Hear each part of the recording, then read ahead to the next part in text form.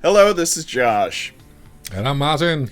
And we've got a reaction video for you today, and this is kind of leading into another AI debate video. So I'm just going to jump into it. You ready, Martin? I'm ready. Let's go.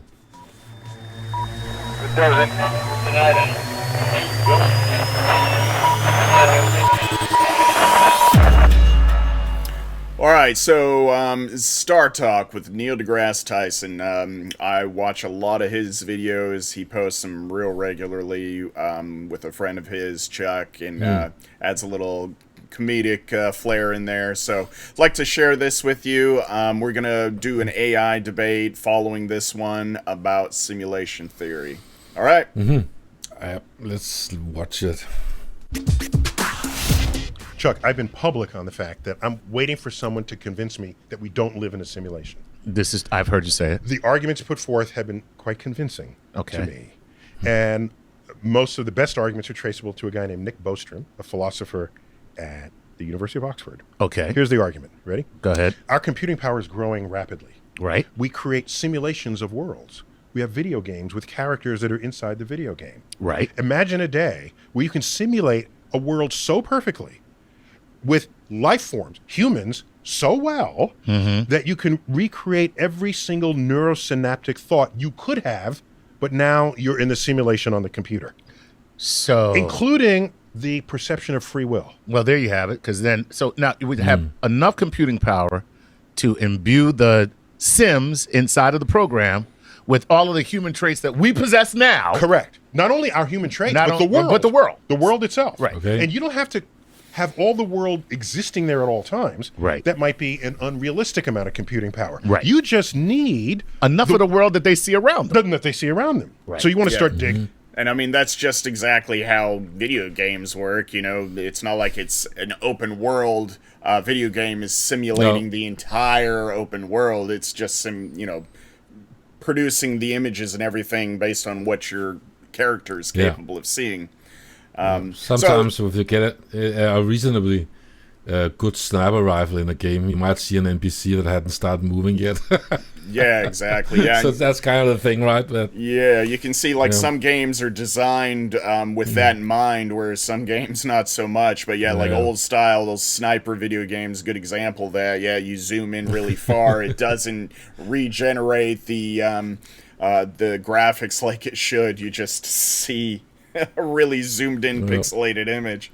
But here he's kind of talking about almost down to atomic level simulating everything, right? Yeah. That is within a certain area. Yeah. And it's like only what we're capable of seeing. So I guess with telescopes and microscopes, it's only generating what we're capable of actually seeing. And then I guess when you're not seeing it, it's not generating. And that's so funny. And I haven't put the Earth there. There's a flag that goes up in the programmer, and they say, need more Earth. And so they put Earth beneath you while you can keep digging. It's like the Truman Show. Yeah, well, for example. Okay. Cool. Or does Minecraft, you can build Or stuff? Minecraft. Right. Oh, that is Minecraft. Right. Okay. God, that guy's a brilliant genius. Okay. So, and we went to the moon. It's okay, let's make sure the moon is there. Right. Okay. Maybe that's why we can't travel faster than the speed of light. Because if we could, we'd be able to get to another galaxy before they could program that galaxy. So, Go ahead. but so who of us are the simulation? If you know, are we all simulated, or who are the prime simulate, like the prime NPC, if you want to say that? Who's there? Right. Well, this is where AI starts getting involved with this kind of stuff. Like, am I the only real person and everything else is a simulation programmed really, really well?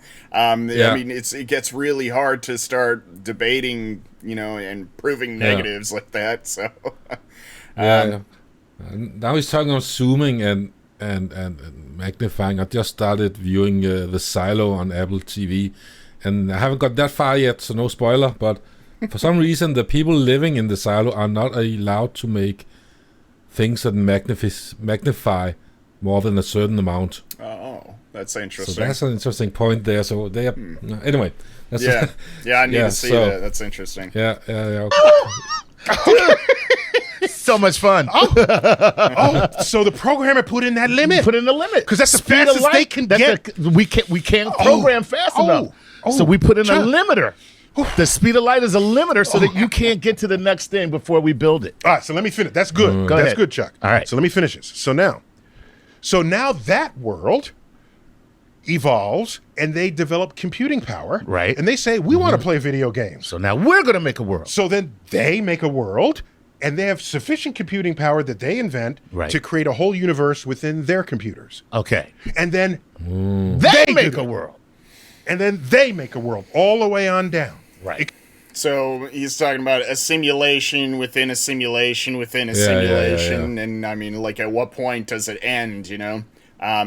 So, I mean, you start debating that, and you talk about the possibility of us being in a simulation within another simulation. Well, I mean, logically, you would think that, I mean, just like computers, if you put a virtual machine in a computer, that virtual machine's not going to have access to more resources than the host system itself. I mean, if anything, it's going to have more limited resources because stuff has to be processed. It can't by definition have more resources, and the limitation of the resources are obscured by some rules, like saying you can't see further than that, you can't go farther than that, because that's the limit of exactly. So you would think simulation. So the first simulation would already not be capable of having access to more resources than the system itself, and then below that you do another one, then you're just restricting that one more. Eventually, you know, you're not going to be able to create a simulation that's capable of much. But then you could argue, well, it might just be that we're in a 5th level simulation, and these are the limits that have been imposed on us. Maybe the 4th level can go faster than the speed of light. All these limits we're experiencing are just limited by a copy of a copy of a copy. Oh boy! It could be hundreds, thousands. Go ahead. No, I'm just thinking about the thing where we say often that there's nothing that's random, right? Like throwing a dice. It's just because you can't comprehend what happens while you're shaking it and then tossing it onto the table. Right. It's not random at all. It's just you not comprehending it. It could all be calculated, and every atom and every thing that exists could be calculated. So as reality, there's no free will. It's just because we can't figure out how to calculate it. So it's sort of like the same thing, isn't it? Yeah, I mean, you throw in enough variables, it seems random. Exactly, and that's what we do with computers today. Like we have done for a long time with random number generators. Those are super hard to make random numbers on a computer. In the old days, it was really slow. Yeah. And even today, you try to do something analog to get a randomization into it. Like, so hackers, that's a whole different topic. Old school hackers used to have the ability to crack random numbers, so you have because they weren't really that random. Exactly.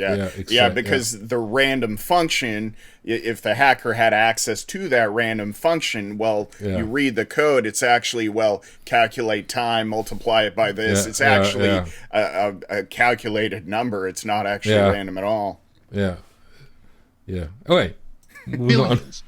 Infinite. All right, so far this sounds like it still works. That's fine. So now close your eyes, throw a dart. Which of these universes are you going to land in? The first one that's real, or the gazillion that are not? Well, yeah. Just statistically. Okay. Am I drinking?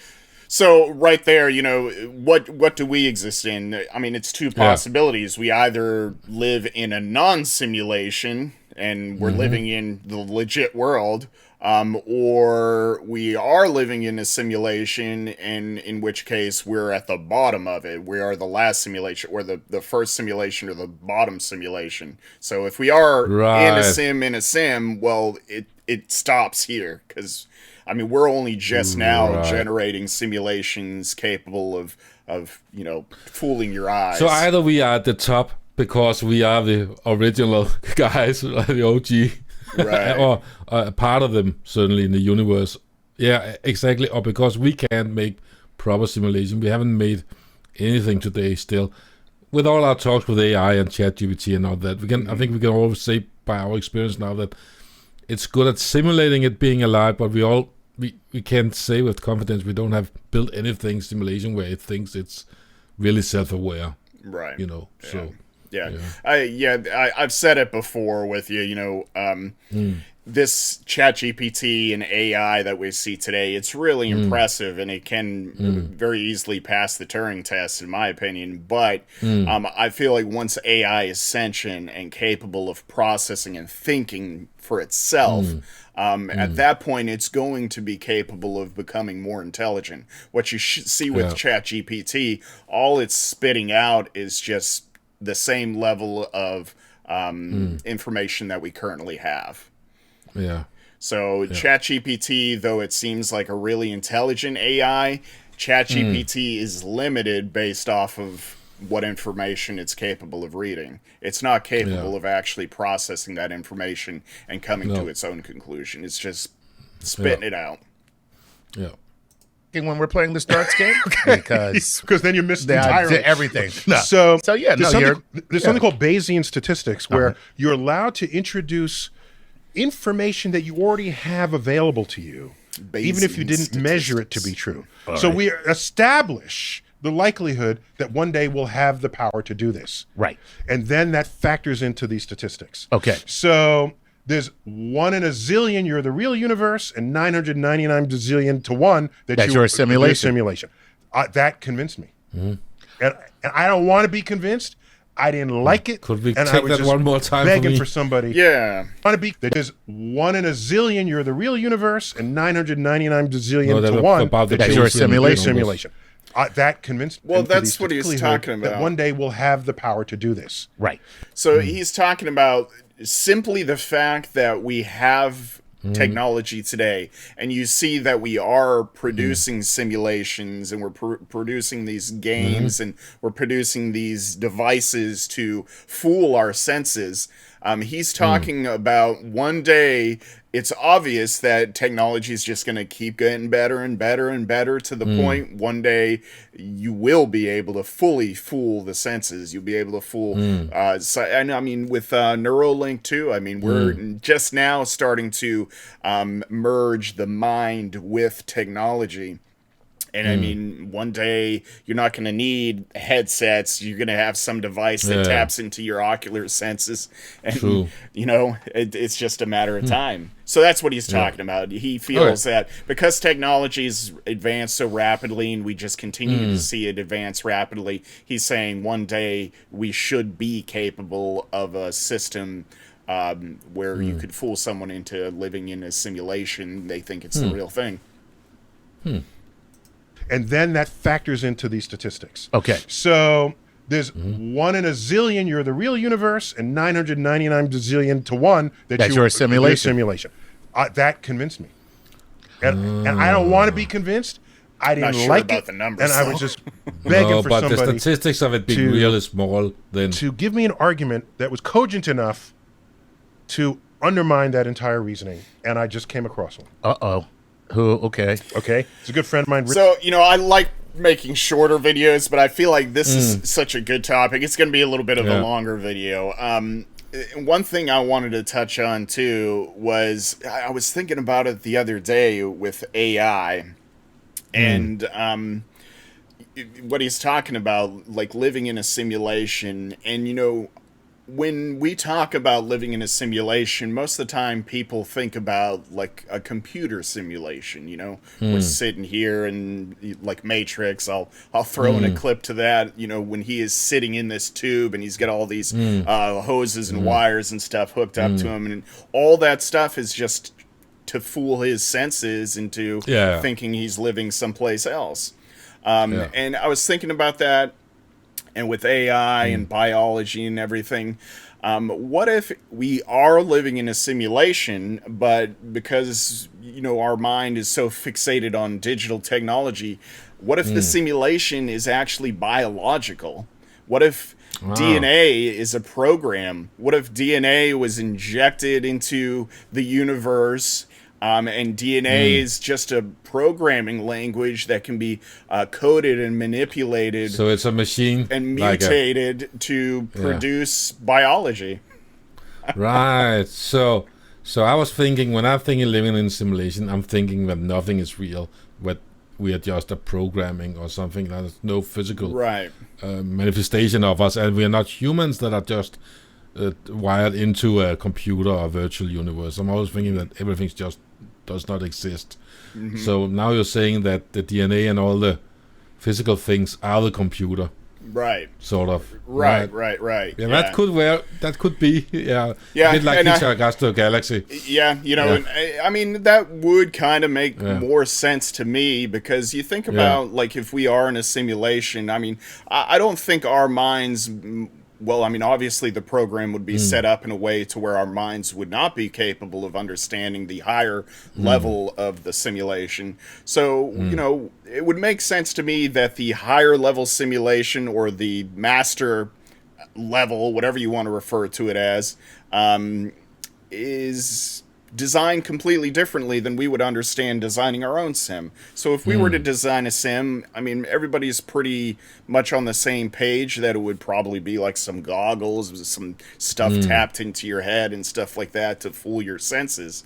But yeah, what I'm talking about is, what if the master level works so much differently we can't understand it, and the way they programmed it was through DNA and biology and atoms and quarks and matter and all this stuff. What if the resources they have access to is just we don't understand? Yeah, we're thinking still in computers and codes and lines and... Just think about DNA in itself. Just a long strand of code. That's what it is. It's a program, and you think about how powerful that program is. You just put it in a seed, and it spreads and halves and halves, and eventually it produces a human. I mean, that's incredible. Just programming language. It doesn't really make sense, I think. I think there's so much information. I've been trying to wrap my head around that too. Like, I always thought that was like there's something missing here. Yeah. How can it contain all that information? Yeah. I don't get it. How can that end up being so uniform every time? I know there are sometimes people have mutations, or what you call it, birth defects, I think what we call it. But still, that DNA says all of this ends up like this. You get your teeth, your tongue, your eyes, your hair. It feels like, how can all that information be in a DNA strand? How does exactly? Yeah, it's incredible. What it does? I mean, think about that though. I mean, think about what it would take for you and I, or any individual from scratch.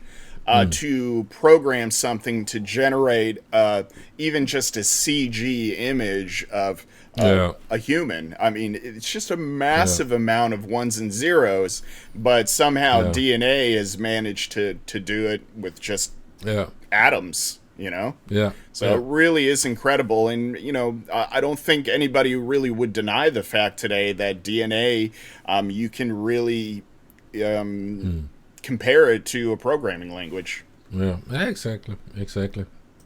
Rich Gott. All right. He was a colleague of mine back when I was at Princeton. All right. Deep thinker, likes calculating the ends of things. Nice. With Bayesian statistics. He's heavily quoted in this book, The Doomsday Calculation. And William Poundstone is a smart guy unto himself. And I am now convinced. Now you're convinced. Are you ready? Okay, go ahead. What do all these... So here is what convinced me we are not in a simulation. Okay. Are you seated? All right. I'm seated. Not in there. Hold on. I'm going to hold. Okay. All right. What do all those simulated universes have in common? They're simulations. They have the power to simulate themselves. That's what I'm saying. They're simulations. No, they have the power to simulate themselves. Right. Oh, okay. Yes. That's what they all have in common. They make a simulation. They have that power. Right. Exactly. To simulate themselves exactly. Do we have that power now? No, we don't. No, we don't. Which means that we can't send it. We can't send ourselves into the future as a simulation because we don't have that power yet. So we can't continue the chain. So either we are the real one, right, or we're the one in the chain that's still evolving to try to then make a simulation within their own world. Yeah, there you go. So that's like I said earlier. So either we're at the top of the sim or we're at the bottom of the sim, and that's a question right there. Depending on that, how many sims are in between?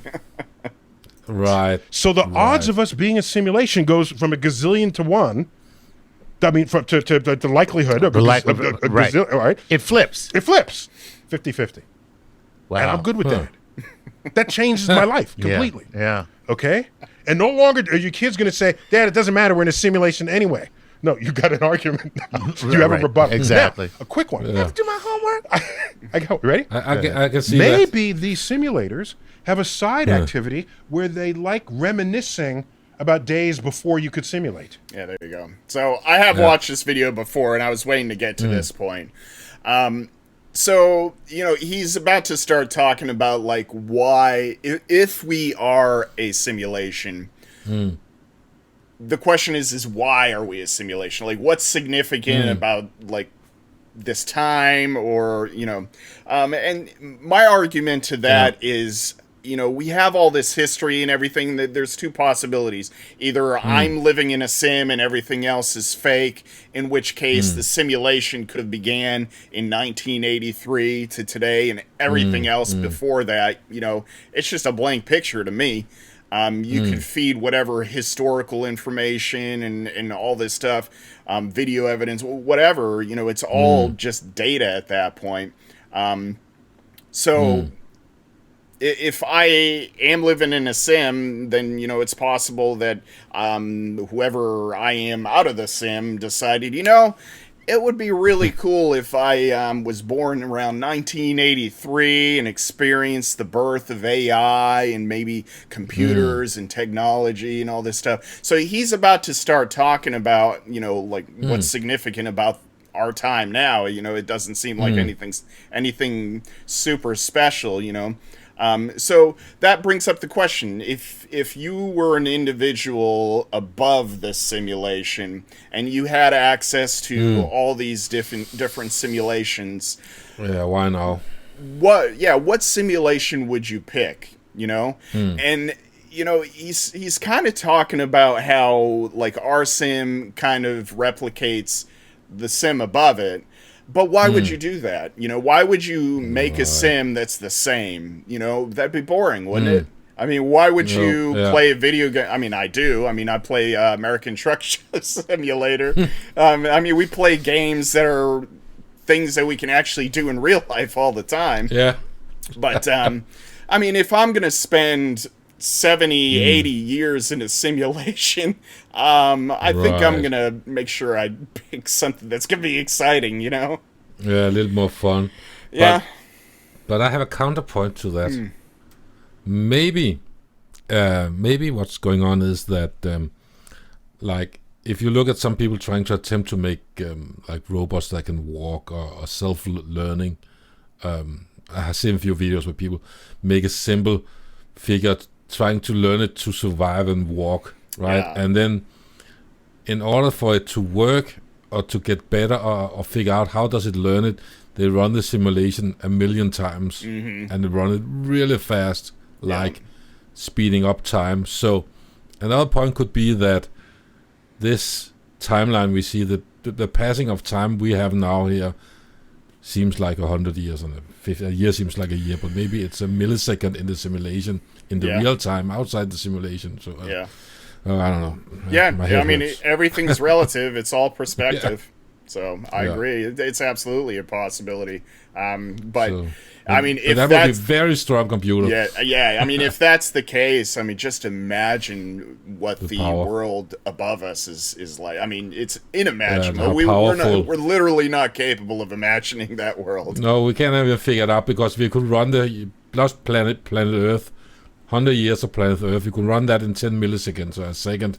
Right. The whole, and then say, let's run that 1,000 times to see. We change one thing. And see then what happened to humanity in 100 years. I can't imagine. Yeah, okay. Okay. Like, this little DNA thing seems to be working. Let's work on that and change it a little bit. See if we can make it into something. Yeah, that would be us. So now we're Donkey Kong. We're Pong. We're classic. Classic gameplay. So maybe we're just entertainment, like a historical exercise. Right. That's possible in principle. True. However, let's look at our own conduct with that regard. Okay. I think of a movie as a simulation, just for the sake of Which this it kinda conversation, is. which it kind of Kinda is. is. Ask yourself, how many movies have been made in a time before we ever knew how to make movies, relative to movies made in the era where we know how to make movies? You can do the numbers. It's small. Oh, yes, sure. the Spartacus, there's the OK Corral. Three Musketeers. Those exist. That type of stuff. Okay? Okay. If we are any measure of the incentives of creating simulations, which all we can do with movies at this point, then they might have some historical thing, but there's way more interesting things and stories to tell in the era of simulations that Yeah, so I mean, I guess he's referring to like videos in the present and about the future, and you've got lots of fiction and stuff. I'm not sure I agree with him fully there, because like he's talking about, like, if we were to create a simulation, what would it look like? Would we make a sim that's historical, or would we make a sim that's identical to today, or would we make a sim that's like something in the future? And I don't know. I mean, personally, I enjoy games of all sorts. But I mean, if we were going to go through the effort of actually designing a simulation capable of fooling all the senses, I don't know. I think it might actually be easier to do something historical because you have all the information already, whereas something in the future would have to be entirely fictional. Yeah. And the problem is we don't know. We don't know what it is. I agree there's nothing special happening, right? Well, in the grand scheme of the universe. But I thought about that for a while. I mean, last time I watched this video, that kind of resonated with me, and I thought about that for a while. And I don't know, what do we got going on right now? I mean, we've got the birth of AI happening. We've got the birth of space travel. I mean, that's only been for 50 plus years. I don't know. I think it is kind of exciting right now. You compare it to the last 2,000 years. Like, would you rather live today, or would you rather live, for 50-year periods? Yes. If you look at the existence on Earth, it's like it's going really fast now. The evolution, right? I mentioned this before too. So, like our search for extraterrestrial intelligence. So, we're not finding any. But I've said, maybe that's just because the window to search for that kind of thing is small. So you get a technology, a society that, advances itself. Eventually, like us, it's capable of transmitting radio signals. But then 50, 100 years later, they invent AI, and then AI just wipes out society. And what if that's the theme? What if that's the common theme? What if there have been 1,000 other advanced technological societies out there, and they just keep that? I mean, if it destroys society, how are we going to not repeat history? Yeah. So, I think, I think, if we've only got a small window of time with technology, what if, technology is eventually the destruction of society? That's a small window, and if that's the case, the point I was getting at. So say that's the case. We hit technology, computers, digital age, and then AI, and then AI. I mean, it's great for a while. Believe me, I think we're in that stage right now. AI is great. You make robots, you make all these things. AI, and then eventually, like that movie I, Robot. AI realizes, these humans are really screwing things up. I'm gonna save them by, taking out a few of them. So I mean, if that's the case, if that's the common theme with societies that advance in technology, well, this could be the time to visit. Visit the birth of AI. Find out, like, where does societies go wrong with AI? How does space travel work involving AI? I think potentially this could be a very interesting simulation, depending on what the people that want to be in it are looking for. Right. Yeah. In the whole, what should we call it? The whole life of the universe. If we assume that it is what it is, then yeah, it's a few hundred years where a lot of things is happening really quickly. Mm-hmm. Yeah. Post simulation. Right. And yeah. So even if there are some period pieces that we might be, still most of these would be universes made after they could simulate themselves. Right. If our movie making habits are any indication of anything. So the chances are we're Real not quick, I don't want to go on it too much longer. I mean, he's assuming that our society within the simulation is representative of the society on the next level, and I think that's just wrong. So, I mean, you know, this simulation is programmed in a certain way, so you cannot assume anything within the simulation is justification for the one above it. No.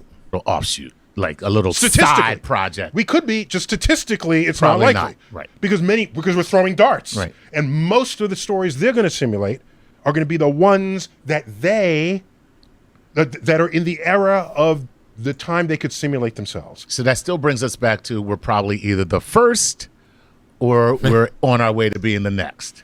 On our way to being the next. That's Right. correct. One or the other. That's more likely than any other possibility here. Wow. And so I can now rest well at night. So no simulation. Yeah, I'm good. I think I'm real. I think you're real. I think we're good. That's what they Well, want. real you to recognize real. Yeah, So. that's exactly what they want you to think. Forgot about that expression. Real recognize real. Real recognize real. You so got there it. you go. Chuck, fist Yeah. bump on Boom, that. boom. Star Talk. Yeah. Signing out. take. Right. So I'll leave it right there. I'll switch over to our cams. So, you know, I've thought about simulation theory for a while. Honestly, I kind of had that idea when I was a younger kid before I even read or saw anything about it. I think it's absolutely a possibility. Something like the Matrix, you know. But Yeah. I don't think it's worth worrying ourselves about it, because certainly No. I can tell you whatever is controlling the simulation, we have no access to it. No, absolutely not. We can't break out of it if it's real. We just, you know. But I think it's like I think like that thing about simulation is that kind of like, also, I don't want to get into a whole new topic now, but like religion. And when you say when some people believe in a god because they can't live with the fact that there's no reason for their existence. So if they say there's a god, then they mean, hey, there's a reason for things happening to me, good or bad. And if you say I can't believe in a god, now we have, Yeah, let's say we're living in simulation. Now it makes sense why there are things I don't understand and why good and bad things happens to me. Maybe some people, I don't know. I think that's a whole other topic for another video. Yeah, I mean, absolutely, it can touch on religion as well. I mean, I feel like if you replace the word with simulation with religion, it's not too far off.